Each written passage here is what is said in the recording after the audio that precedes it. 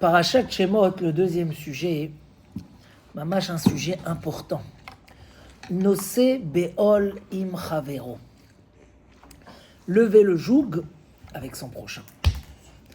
Dans le chesed, dans l'aide qu'on peut amener à son prochain, le Rabbeinu Yonah il dit que chayav Adam, l'homme a l'obligation, l'idrosh tov le'amo, de chercher le bien de son peuple, velishkod ba'amal nafsho, et de se concentrer, de se consacrer avec labeur intérieur, al takanat ravero, pour amener une solution à son prochain, imdal veim ashir, qu'il soit pauvre ou qu'il soit riche, veze meikare, et c'est parmi les choses les plus importantes dans le devoir de l'homme et dans ce que la Torah lui demande. C'est des mots forts.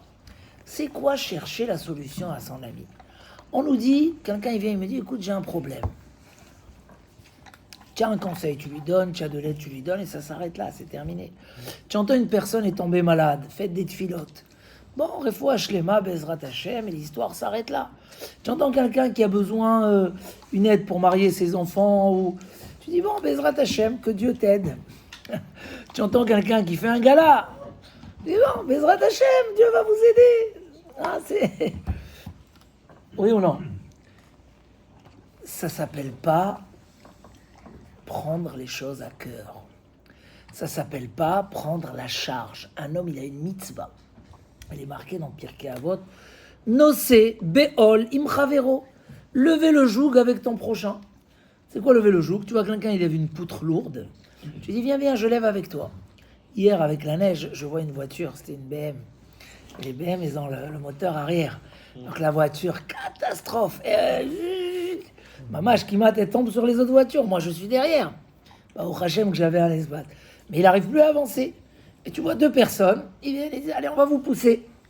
Il y a de la neige, on peut glisser, etc. J'ai trouvé que c'était beau. Ils sont venus, ils l'ont poussé, il a réussi à repartir. Mais il y a des gens, ils passent. Ça ne les intéresse pas. Débrouille-toi tout seul.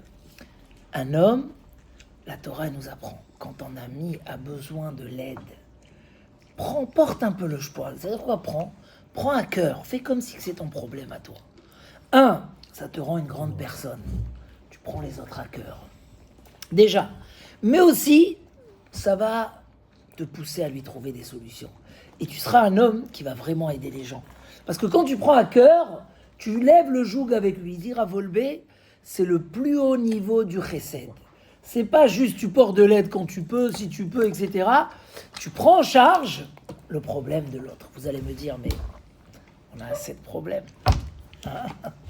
Celui qui porte les problèmes des autres, il a quelqu'un qui porte son problème. Celui qui s'est attristé pour la tristesse de l'autre, il n'aura pas besoin de s'attrister pour soi. C'est merveilleux comme solution pour ne pas avoir des épreuves et des difficultés. Mais c'est un devoir, c'est un travail qui est important. On voit que la Torah, Kadosh Baruch Hu, il dit à Moshe Rabbeinu, Ayez Asher Ayez. Les ministres ils te demandent comment je m'appelle? Ayez Asher Ayez. Ça veut dire quoi, Ayez Asher Ayez? Je suis avec eux dans leur douleur et je serai avec eux dans leur prochaine épreuve. C'est ça le nom d'Hachem. Hachem, il prend la douleur de la personne, comme si c'est la sienne. Quand on punissait un rachat, et dit la Mishnah, Dieu il dit, oh là là, j'ai mal à la tête, j'ai mal au bras. C'est une parabole. Ça veut dire quoi? On tue un rachat. Akadosh Baruch Hu, il est triste avec le rachat. Il est triste avec lui. Donc automatiquement, pour ça, il a donné des solutions pour qu'on ne tue pas une personne, même s'il a fauté. Moshe Rabbeinu avait cette qualité. Et c'est une des raisons qui devient le délivreur du clan Israël. Deux petites histoires dans la paracha. La première, Moshe Rabbeinu, il sort, il voit ses frères travailler. C'est quoi sa réaction? Vayar besiv lotam. Il regarde leur souffrance. Vous savez qu'est-ce qu'il dit Rashi? Natan enav velibo liot metzer alehem. Il a donné son cœur et ses yeux pour s'attrister pour eux. C'est quoi la conséquence de ça? C'est que quand il voit que l'Égyptien, il tape le Juif, et il voit par sa prophétie qu'il lui a fait des soucis à la maison aussi. C'était celui qui a eu le Ishmetzri avec Shlomit Bat Divri parce qu'il a volé la femme de ce juif-là. Hein, le matin, il a fait une magouille. Et à cause de ça, il aura un enfant qui va blasphémer le nom d'Hachem. Il voit ce que l'Égyptien il a fait là-bas. Tu lui as fait du mal à la maison, tu lui as fait du mal ici. Bam! Shem Amefourash. Il dit le nom d'Hachem, il le tue. Et il enterre dans le sable. Un rachat comme ça qui fait du mal. Déjà, tu lui as fait du mal à la maison. Tu lui fais aussi du mal dehors. Il a vu qu'il n'y a rien dans cet homme-là, il a tué. À cause de ça, mon cher Rabbeinu, il a dû se sauver. D'abord, il s'est fait attraper par Paro. Ils ont voulu le tuer, il y a eu un miracle. Tous ceux qui étaient là pour condamner, ils sont devenus handicapés. L'autre, il n'a pas pu lever sa main. Là. Mon cher Rabbeinu, il s'est sauvé. Il a eu des nissim.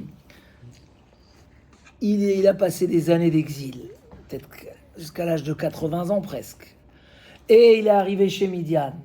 Pourquoi tu t'es fait ces soucis-là? Tu es fils de roi, il grandit. Où il a grandi, mon cher Rabbeinu?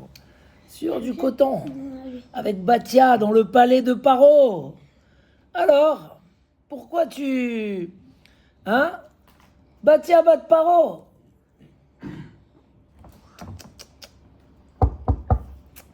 Je sors, je prends en charge, les problèmes des autres. Comment je prends en charge les problèmes des autres? Je mets le cœur, je mets les yeux. Ça, c'est comme ça qu'on devient un chesed. Moi, j'ai fait ici je leur ai dit, quand il y a une bonne nouvelle sur le groupe, ou une mauvaise, il faut être présent, il faut marquer. Mazal tov, mazal tov, mazal tov. L'autre fois, quelqu'un, il a eu un garçon. 3 fois, ils m'ont fait une série de mazal tov sur le groupe. À la naissance, à la Belada, à la Brit Mila. Eh ben, au Hachem, un homme, il est content, il voit. 9 mois, il a travaillé dur. Et l'accouchement et le stress.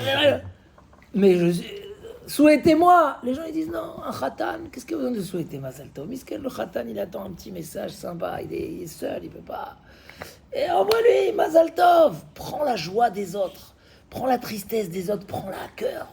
Et ça, c'est important. Il raconte à Volbé que le Rav Avraham Grozensky, un jour, il était chez la famille, il a commencé à chanter.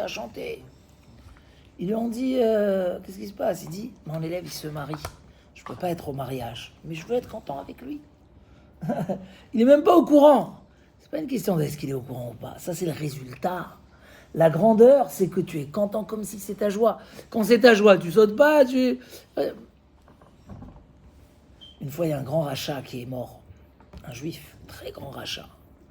Il a fait beaucoup de mal à la communauté. Ce Shabbat, ils ont témoigné que Rav Simcha Zissel était triste. Alors tous les Shabbats en témoignent qu'il y avait une lumière qui sortait de son visage. Après, Avdallah, il a dit, ah là là, qu'est-ce qu'il attend au Gehinam, ce pauvre rachat-là? Il était triste comme ça tout le Shabbat. Mais au contraire, un rachat, il était triste que cet homme-là, il a gâché sa vie, qu'il va payer un prix très très cher.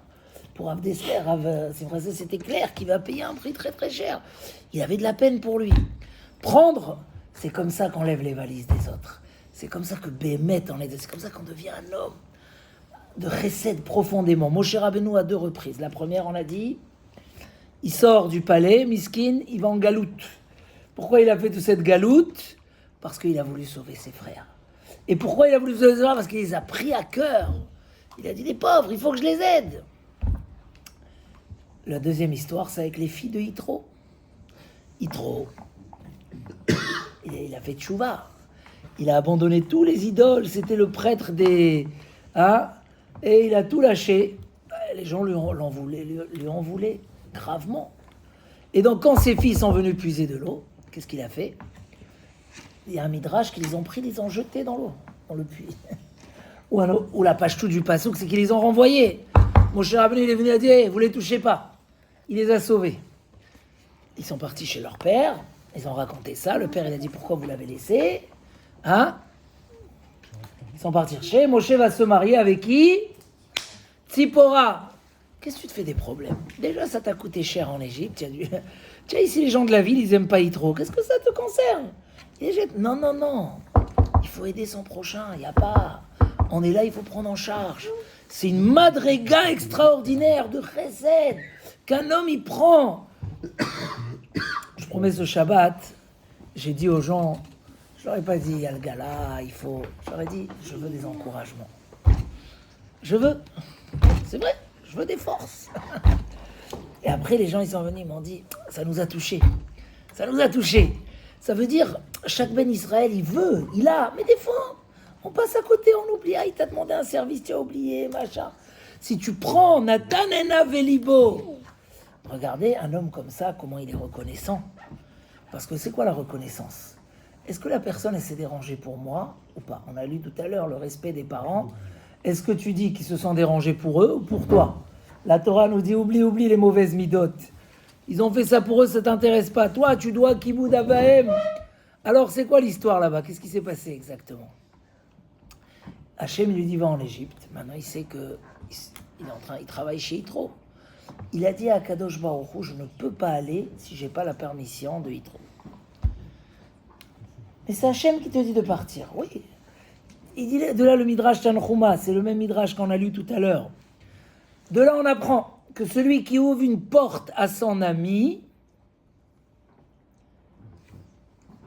lui doit sa vie. Mon cher Avni, il a dit, trop, il m'a ouvert la porte, je lui dois ma vie. Où tu vois des gens comme ça? J'ai dit des fois, tu t'occupes des jeunes à la yeshiva, tu leur donnes. Un jour ils partent, ils te disent pas au revoir. Mais comment non, j'ai dû aller, ça y est, je suis plus là. Mais tu as vu tout ce que je fais pour toi? Un homme de nature, comment il dit le Rav Wolbe? Quand tu donnes un bonbon à un enfant, il court. Il court. Pourquoi il court? Il ne veut pas dire merci. Un homme, il est égoïste, il ne veut pas dire merci. Le père, il attrape, il dit, va, tu dis merci. Tu as reçu un bonbon. On l'éduque. Mais sinon, un homme, il ne veut pas. Donc un homme qui reste dans ses midot raot, prends à cœur, regarde l'autre, il a préparé une table. C'est marqué un mauvais invité, qu'est-ce qu'il dit? Ah, tout ce qui s'est dérangé, c'était parce qu'il voulait des invités Shabbat. Il ne voulait pas rester tout seul. Tout ce qu'il a fait le Baal Habayit, c'est pour lui. Ça, c'est un mauvais invité. Oreach Ra. Ra.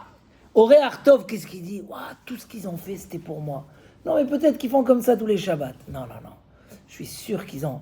Et la réalité, pour celui qui sait quand les femmes invitent, il y a beau lui dire, mais ça y est, c'est pas la peine de rajouter. Ils vont stresser, ils vont préparer, ils vont rajouter. L'invité, il vient, il dit non. Celui qui a les bonnes midotes, il dit regarde cette femme-là, elle s'est dérangée. Mon ami, il voulait le repos après une semaine de travail. Il m'a invité, il a pris en charge. Je lui dois ma vie. C'est quoi ça? Et c'est Hachem qui te dit oui, il sait que Hachem, il veut qu'on soit reconnaissant. Les bonnes midotes, et c'est ça, les midotes de Moshe Rabbeinu, pourquoi il est devenu le délivreur du Klal Israël, il prenait les autres dans l'esprit. C'est ce qu'il nous dit Rabbeinu Yonah. C'est des choses essentielles dans le devoir de l'homme et ce que la Torah lui demande. De l'ishkod, de chercher des solutions. Comment je peux aider? Quand bien, Baruch Hashem, des fois, on peut faire tellement de bien à des gens, et quand même, malheureusement, des gens peuvent se trouver tout seuls et désespérés et se dégrader parce que personne s'intéresse à eux. Alors, Bezrat Hashem, c'est pas que du chesed, c'est un niveau de madriga dans les midot. Chazak, venez Chazek.